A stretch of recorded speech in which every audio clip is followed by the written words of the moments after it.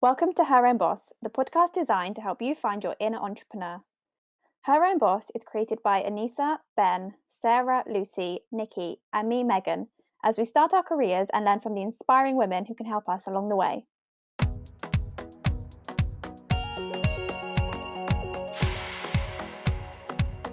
Hello, everyone. This is your host, Nikki, and I am super excited to be back with season 3 of Her Own Boss.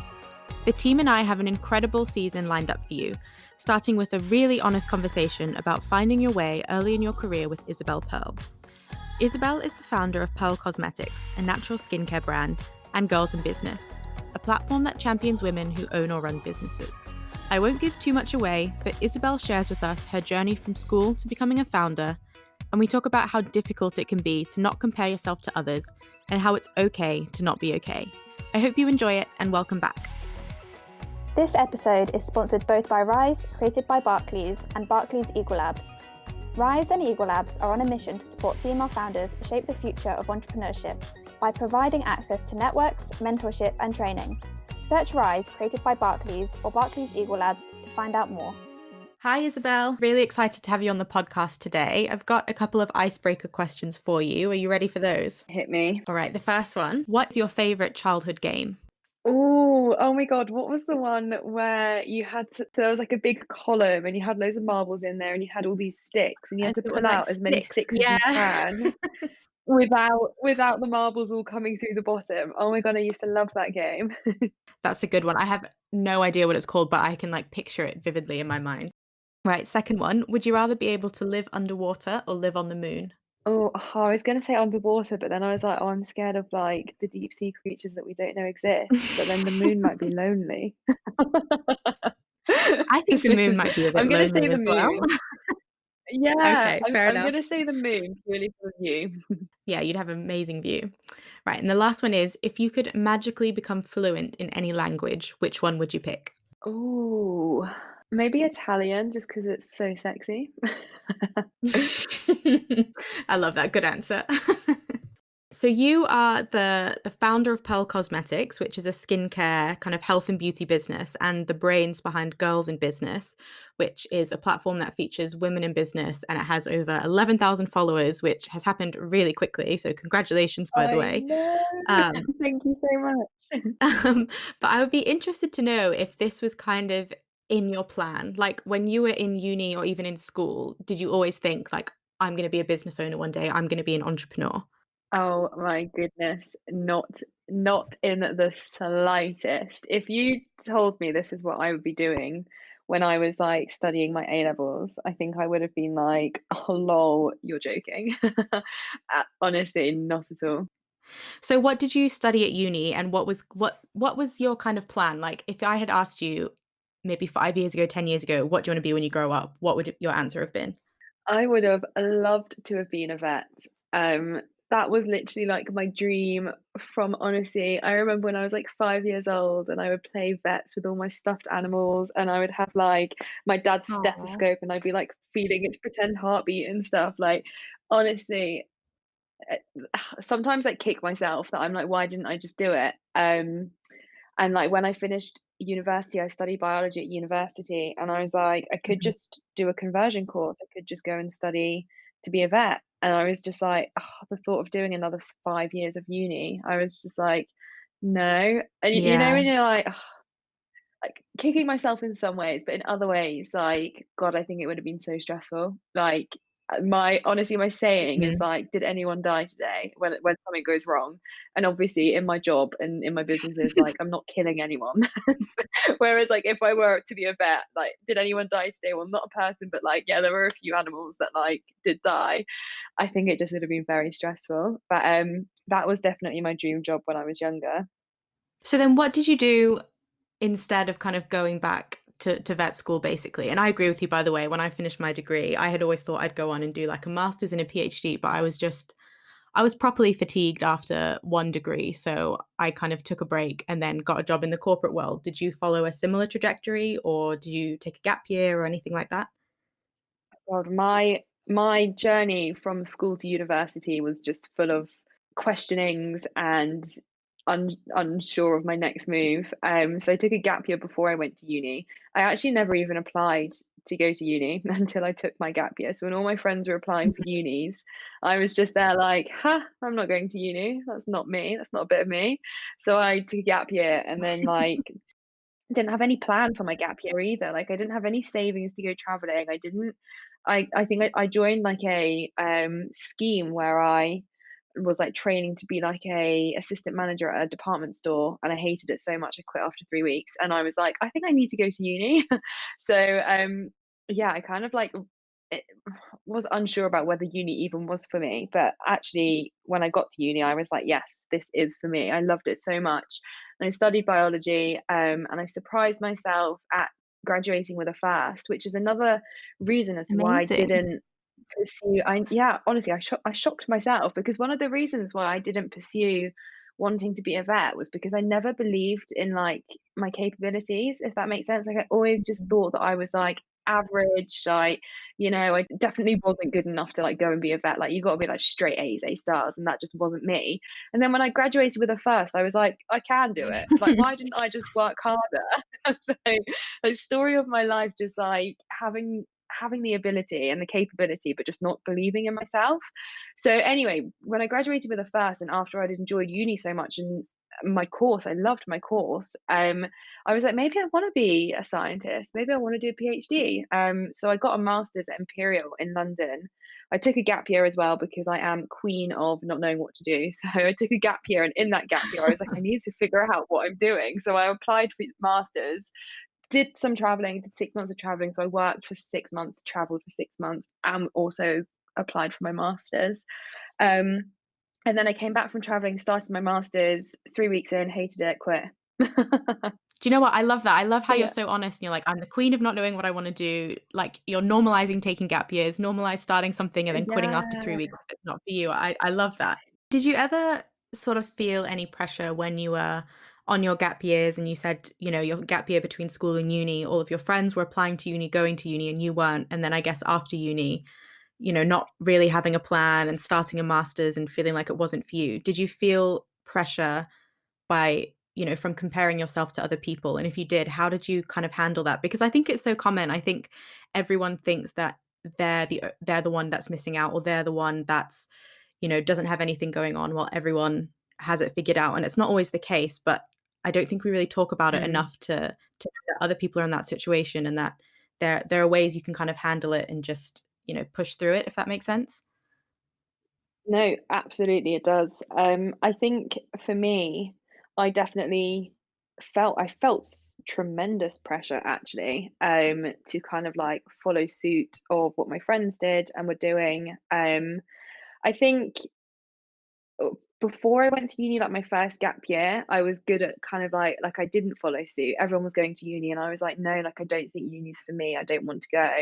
And then obviously having tried some other things, and I was like, do you know what? I actually feel like I am missing out. And so I did apply for uni. I think in that respect, like it did work well for me, and I'm glad. I'm really glad that I decided to take the time to actually figure it out, because choosing to go to uni is quite a big thing. Like it's 3 years of your life, it's a lot of money, Yeah. and if your heart's not in it, then it will you'll enjoy it for the uni experience, but, like, ultimately, that's not why you're there. You're there to get a degree and you're there to study, and if you're not enjoying it, like, I know definitely for me, if I don't enjoy something, I do not try hard at all at it. But Mhm. in terms of, yeah, when I quit my masters, well, even deciding what I wanted to do, I was all my friends had grad schemes. They were all like working in London. They all had like these corporate jobs. And I was applying for grad schemes and I just wasn't really getting anywhere with them. And also the whole kind of like enjoying my degree and stuff, I kind of wanted to explore that avenue, which obviously I then decided 3 weeks into it, it wasn't for me. But when I quit my masters, oh my God, like I just felt like an absolute failure. I was just like, I can't believe I'm now back to the job that I had before I went traveling. I'm literally back at square one. I don't know what I'm doing. I don't know where my life's going. I didn't know what my next plan was. And I felt such pressure to kind of like do what my friends were doing and move in. Like all of them have moved out of home into London, They were lawyers, they were corporate bankers, and I was like, "Oh god, I'm just, a little HR." Had I was like a little HR admin girl, just like plugging away, trying to like figure it out. And I I didn't cope well with comparing myself, and I really felt the pressure. Like I really, really felt the pressure to kind of like fit in and have it figured out like my friends did. And I think it made me really unhappy actually, looking back at it Mhm. now.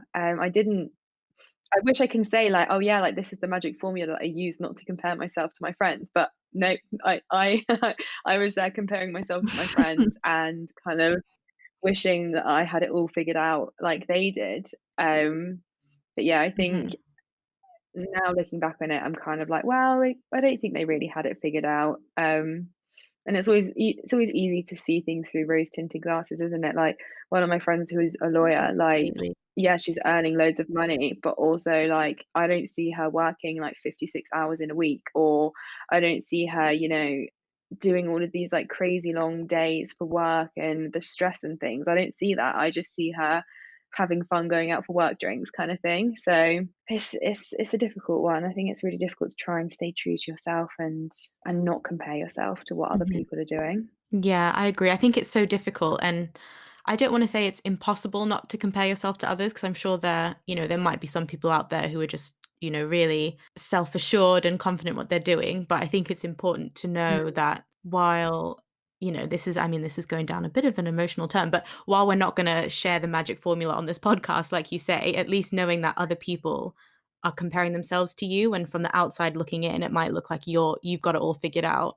But if you're thinking the same thing, you just have to remind yourself that your path is yours and it's not anyone else's. yeah, couldn't agree more. And honestly, genuinely, like sometimes I do like sit here and I'm like, obviously having like a platform like Girls in Business where there's like, I can't Mm, even believe it, like 11,000 people, like mostly women and mostly young women following me. I'm like, I really hope that like they don't look at me and think, oh, she's killing it, she's smashing it, she's so lucky, because mhm. that's like I sit here and look at other people and I'm like, oh my god, I wish I had their life. Like obviously it's kind of like it's a weird one. Like I'm just like, God, like it's when you put yourself in the shoes of other people, you're like, people might think that about you. I don't know. I just like Mhm. I absolutely would love talking about my story and like how I got to here and having this platform and this business, because it's been an emotional roller coaster. Like even from like finishing school and having no idea whether to go to uni or not, and quitting my masters and like all these things that I've tried and just like not enjoyed. And yeah, I just don't want people to think that like I've got it all figured out, because oh my god, I do not. Like honestly, like I just trying my best is what I'm doing, and I'm just like, oh god, I wish I had it figured out. And so then how did you come to start these businesses? So Pearl Cosmetics and then Girls in Business as well. Was it that point where you quit your masters and you just thought, okay, let's just try something completely new? Or was there always some sort of like underlying passion, for example, like skincare and beauty, and you thought, you know what, now's an opportunity for me to give it a go? Yeah, so when I quit my masters, I, as mentioned earlier, went back to my old job, which was just HR admin. Like honestly, it it's demoralizing when you go to university. I don't know if that's a bit of a strong word. When you go to university and you work really hard, you study really hard for your degree, and you graduate and you've got a good degree from a good uni, and then you have to enter the work world. And like honestly, when like you kind of I think this is the thing with millennials as well, is that you kind of expect far too much. And so when you enter the work world, like you got to start at the bottom. And so honestly, like my first Mhm. job was just copying and pasting from spreadsheets. It was like the same task day in, day out. Like Yeah. it honestly, it was just awful. And I was like, I can't believe that I've studied for a degree for 3 years and I'm literally just copying and pasting spreadsheets. Like, I don't even need a degree to do this. Um, and like, oh, it's just honestly like painful. So anyway, so I went back to that job and I was just like back at square one. And I was really fortunate that like my old team really liked me, and they were like, when told them that I quit my masters, they were like, don't worry, you can come back. And so I was really lucky in that respect that, I worked hard, made a good impression on them, and they kind of welcomed me back with open arms, which was I was really grateful for. Um, and then, like as I mentioned earlier, kind of like I was just lost. I felt so lost as back living with my parents, all of my friends had like moved into London. So I was like, okay, so I think my next plan is going to be just like moving to London. And I think that like, and I think Mhm. also at the time I was quite unhappy. Like I was kind of, I'd done a few sessions in therapy because I just was like, I don't know what I'm doing with my life. I need to like, I don't know. It just felt really sad and just, yeah, sad. Um, Yeah. and so I kind of like I'm really good at doing this, but at saying like, "Oh, when like X happens, I'll be happy," or when Y happens, I'll be happy. And like kind of like pinning my happiness on these extraneous circumstances that actually now I look back and realize don't make you happy. So at the time I was like, I'll move to London. That will make me happy.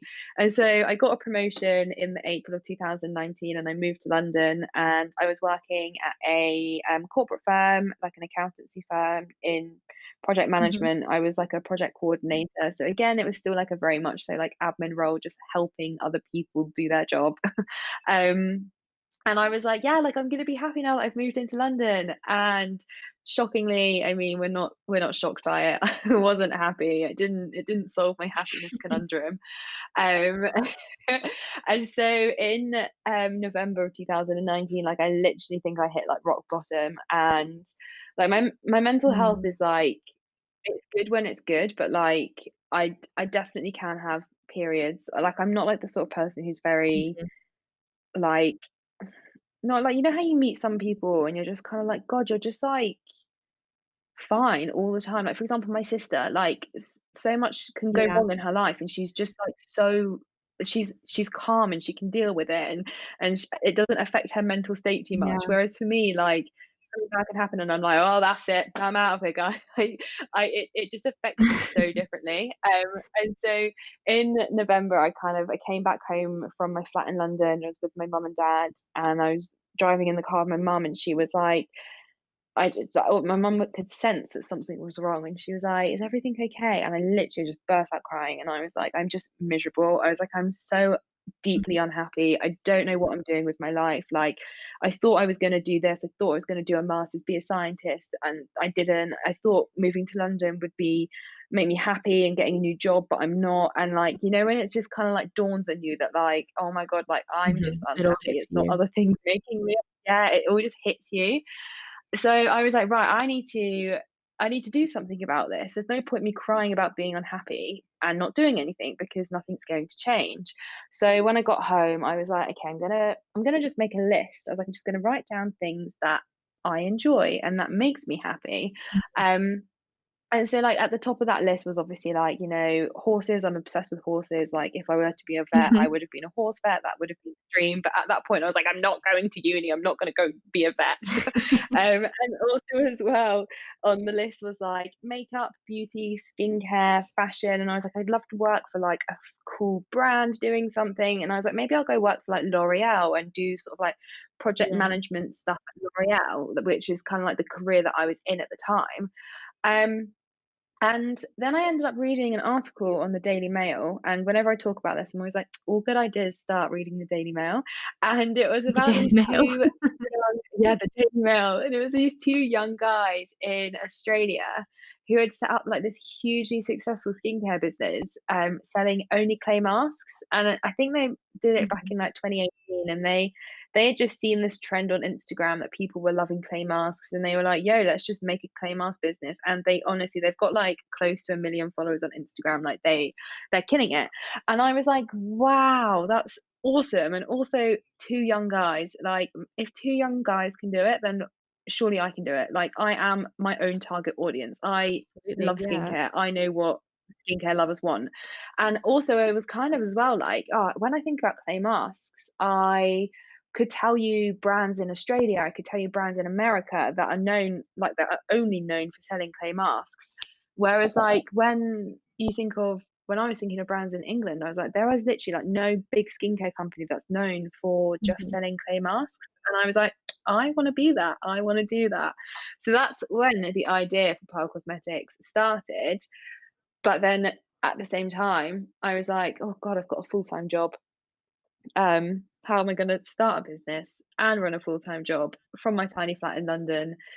Yeah. I'm just not going to be able to do it. And so the idea kind of got parked, and I'd like to set up my social media. I had bought my domain name for my website, and I kind of forgot about it. I went back to the rat race of life, and I didn't forget about it, but it kind of just like remained a dream. And then in May of last year, I lost my job because of the pandemic, and I was Mhm. like, when else is the world going to give me an opportunity like this to try it? Because there's no way in hell I would have quit a full-time job to pursue something. 'Cause that's security. And so when that decision got taken out of my hands, I was like, well, this is a door that's opening for me and I'm going to walk through it. Yeah, absolutely. I love that. There's so much to, like, touch on in that story. I mean, I guess kind of working backwards. So the fact that you set up the social media and saved the domain names, I think is, like, a brilliant lesson for anyone who has any idea. It's something that came up in one of our podcast episodes in season 1 as advice from Vanessa Vallely, who is a fantastic businesswoman. But from own personal experience, we have had many names for this podcast. A lot of them were already taken. So if you have an idea, t take that name because it will run away from you. Um, Yeah. and then I loved what you did to even come up with the idea, just sitting down and looking at all of the things that you genuinely enjoyed. I don't know, I think sometimes people are like, "Oh, I could never start a business. There's, nothing. I don't have any good ideas." But everyone has good ideas, everyone has passions, and like you're saying, you're your own target market, so you're designing something that works for you, and so therefore it will likely work for other people as well. Also, side note, I love the name of your business is Perl Cosmetics with your last name. I think that's genius. I have to ask, was it planned or was it kind of a happy match? Oh, absolutely, it was planned. Well, I say planned. I was like, always knew that like if I always knew I was gonna use my last name. I was like, everyone's always like, your last name is like so lovely, and I was like, oh, it would make a lovely brand name. So I always knew that Pearl was going to Mhm. be like the name of the brand. And I was like, "Ugh," I didn't actually know at the time, but I was like, I wonder whether Pearl powder, which is what we use in our masks, Mm. I wonder whether you can use that in skincare. And after doing some research, I was like, oh my God, this is insane. And so like the benefits that Pearl powder has for your skin is amazing. It produces something that inhibits the enzymes and it works to brighten and illuminate. So like honestly, like when you use the mask and you wash it off, you're like, I am actually glowing. Like you glow. I love that your biology degree is like sneaking into this story as well. Honestly, it's amazing, and because I create all the products myself as well, I'm like, God, I am a scientist now. So like, I have my my little pipettes and my beakers, and I measure everything out, and I'm Mm. like, I literally am like a scientist creating it. I formulated it all myself as well, so it was like so much research went into like all of the ingredients and what percentages I could use safely on skin and how they work together.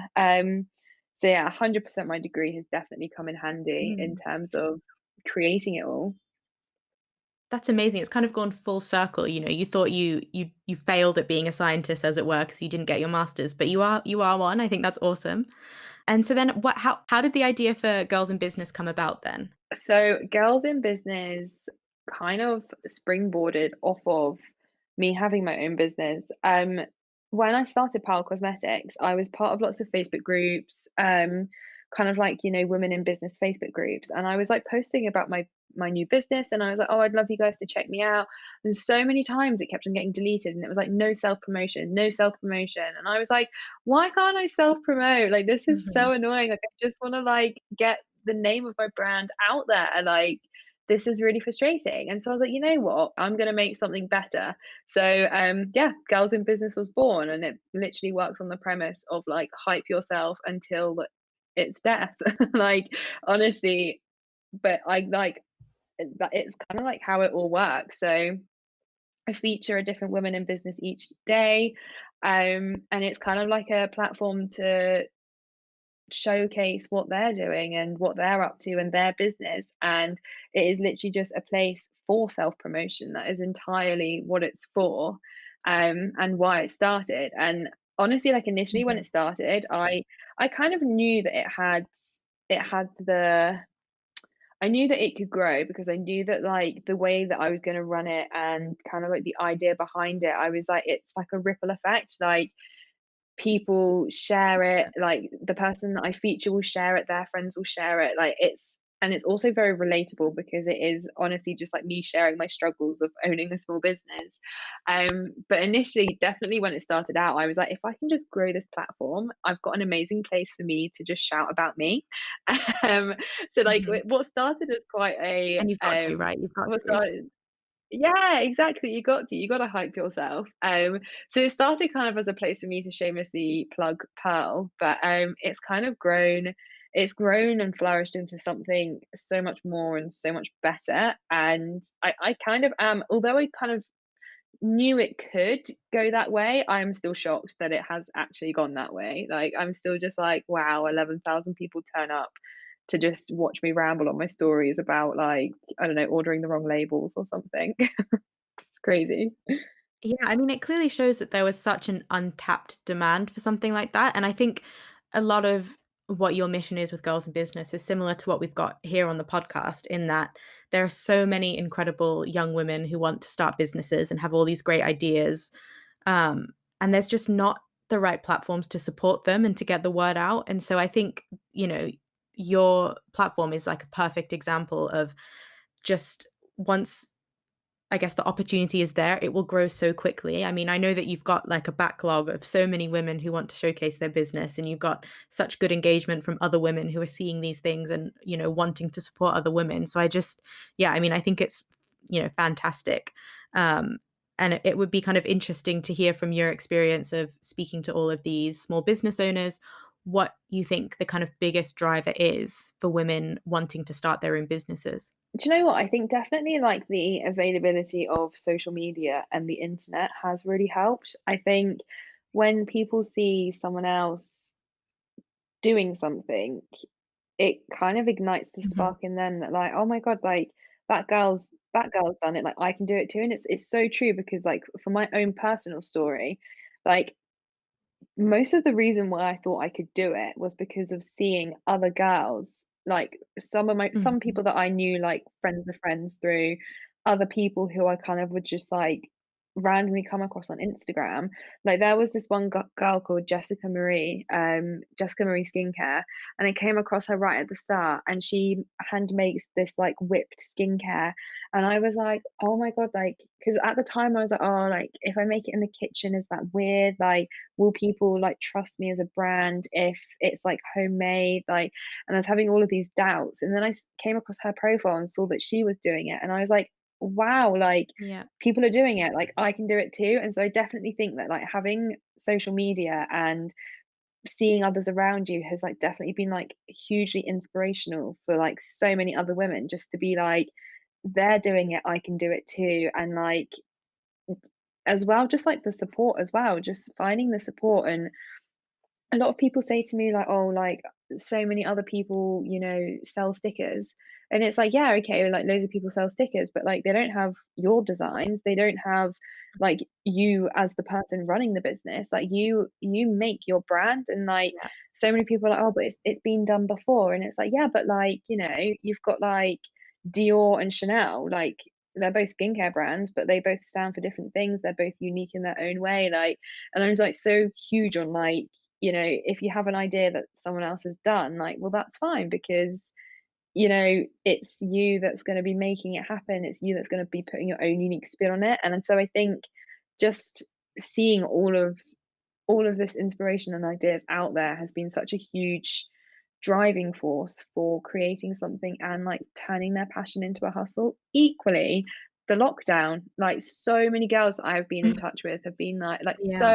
so many of their stories have been like, "Oh, like, I took up embroidery just to keep busy, and then my friends really liked it, so I gave it to them as presents, and then they encouraged me to start a business, and now I sell them on Etsy, and I've sold 200." Like, stuff like that. So, like, I think although the pandemic has been honestly, like, horrific, there are so many Mhm. positives that have come out of it. And definitely I think all of these small businesses, from just from, like, such humble beginnings, like, just from people trying to keep occupied and busy, have and they've just turned it in, like, they've turned, like, candle making from a hobby into a business, and it's it's lovely. Like I love reading every single story because I'm Yeah. just like, yes, girl, like I'm so proud of you. Mhm. Yeah, it's super inspiring to see the way so many people, but I think so many women in particular have made the best of what's been just, as you say, an absolutely horrific situation. Super inspiring to see all of that.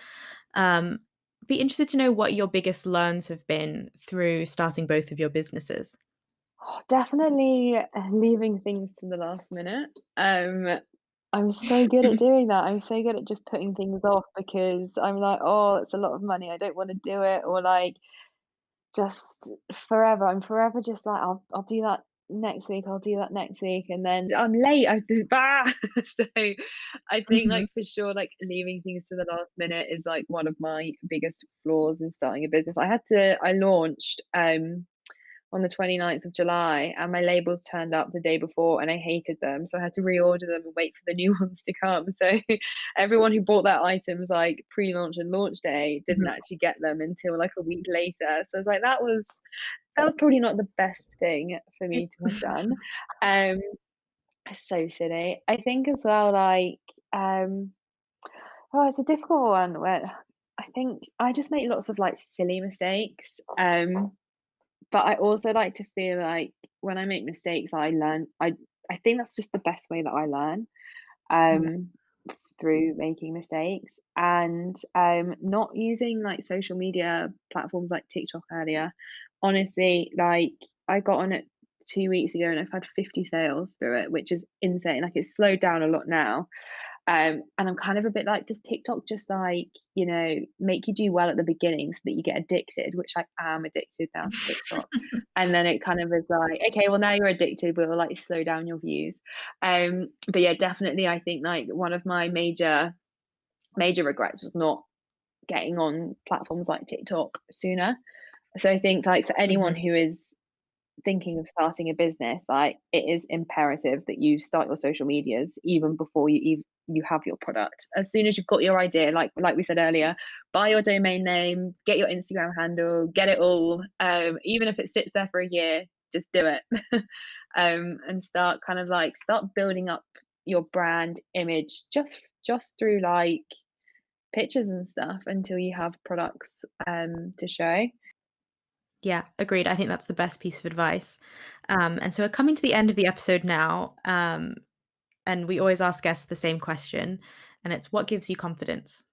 Ooh, oh my goodness. So, well, this probably is a rogue one, and it's probably not available to everyone. But my many times spent in therapy, I think, um, have honestly just like done me the world of good.